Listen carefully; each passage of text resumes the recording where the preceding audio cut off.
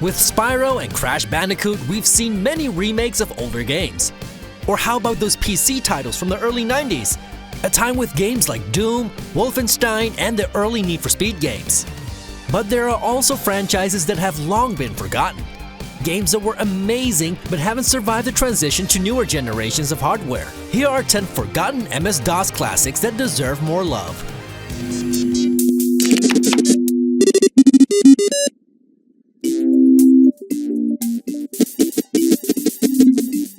Where console gamers had platformers like Super Mario and Sonic, the genre was a bit less popular on PC.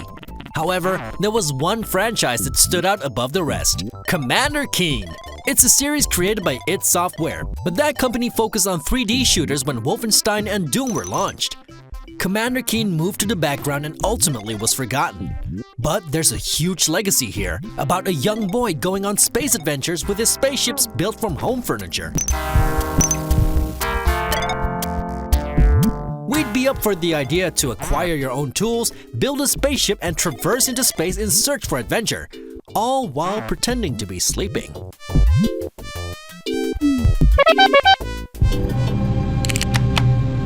A beginning is a very delicate time. Know then that it is the year 10,191. Frank Herbert's Dune franchise is best known for the books and the film. Dune 2 was the game that kickstarted the RTS genre, but we want to highlight the first Dune game. This space adventure combined traditional adventure game elements with strategy. You need to acquire resources to drive away the Harkonnen from planet Dune. It was an amazingly deep game that went the extra mile to provide interesting gameplay.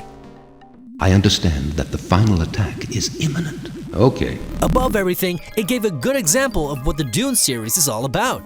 In general, we believe Dune as a series would do very well as a video game. There already is a new movie in the works. If only game companies and the license holders would talk. Perhaps Bethesda can do something here.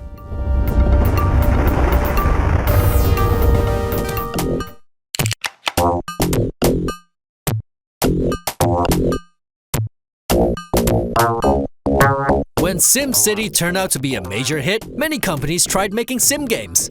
But there was only one true master, and those were the developers from Maxis. They made SimAnt, a simulation game in which you control ants. The ultimate goal is to conquer the garden and drive away the red ants and homeowners.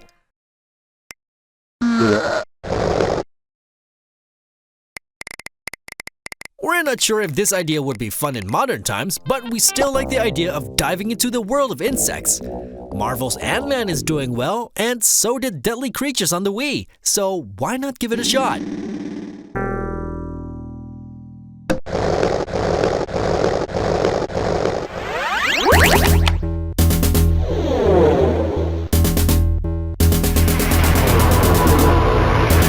Syndicate is a tactical strategy game in which you control 4 cyborg agents that need to take down enemies. You need to research and develop new technology, conquer territory, collect taxes, and become stronger and stronger. The success of games like Wasteland 2 and Pillars of Eternity would suggest there's room for a true continuation of this franchise. And no, we're not talking about that shooter from 2012, but a game that stays true to the gameplay mechanics of the original game. Seeing the current revival of cyberpunk in pop culture would only suggest there's space for a team of cyborgs to conquer the city in the name of the Syndicate.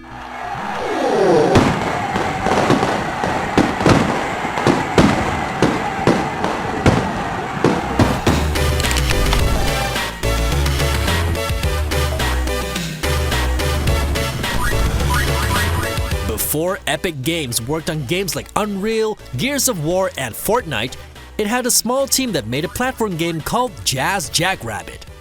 The game is set on a planet where there's been a war between turtles and rabbits. When the evil turtle leader kidnaps the hare princess, Jazz comes into action. It's a side-scrolling action game that could be nicely translated to modern gameplay.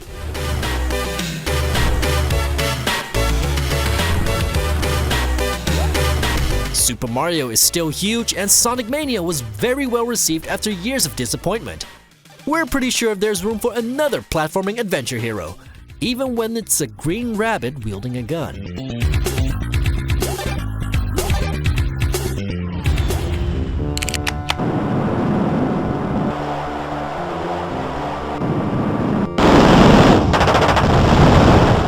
In terms of shoot-em-ups, there have been many iconic games.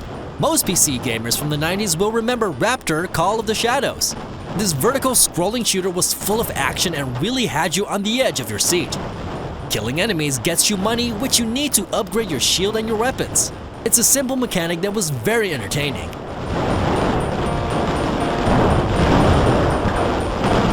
This game is available on PC and the App Store, but we'd like to see a continuation on the classic game brand. Perhaps a VR game would be a nice idea.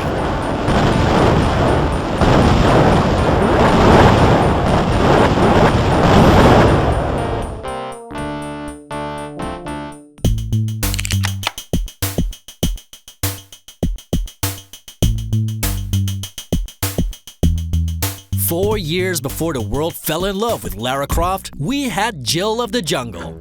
This platforming game from 1992 featured a female heroine and served as a competitor to Commander Keen and the early Duke Nukem games. Epic Mega Games had their first big hit with this platformer. This would enable the company to create Jazz Jackrabbit and Unreal.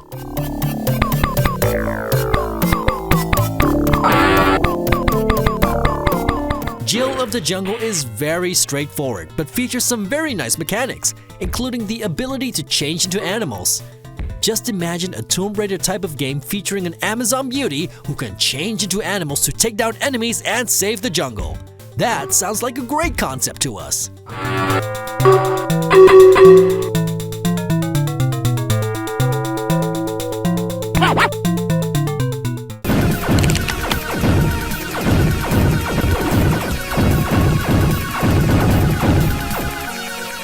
Just like Raptor, Tyrian is a vertical scrolling shooter. The game has seen some releases on the Game Boy and was made available for free a decade ago. Even though now mostly forgotten, Tyrian was actually a big name in the 90s. The game had a backstory, and in the campaign you could unlock new weapons.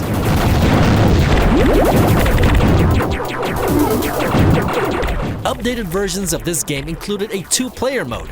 Now that's where Tyrian gets interesting, because even though there are plenty of couch co-op games out there, we really need more high-quality vertical shooters.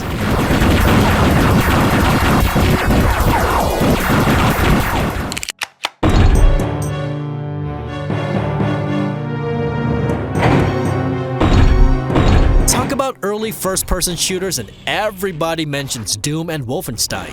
But what about Heretic? This first-person game stands out because of its focus on magic and the occult. It had an inventory and was the first game that allowed looking up and down.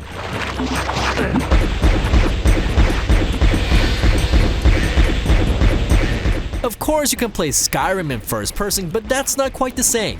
We'd much rather see a revival of Heretic. Imagine a fast-paced first-person shooter with RPG mechanics that's all about shooting fireballs and melting faces. And sure, we're fine if someone makes a sequel to Hexen as well, which is basically a follow-up to Heretic anyway.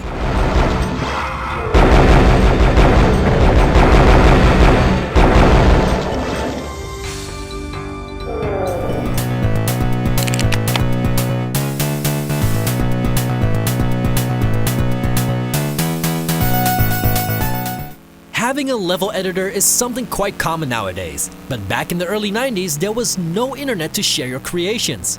That's why Stunts really stood out. This racing game was full of jumps and loops, and it provided a level editor in which you could make your own tracks and race them afterwards.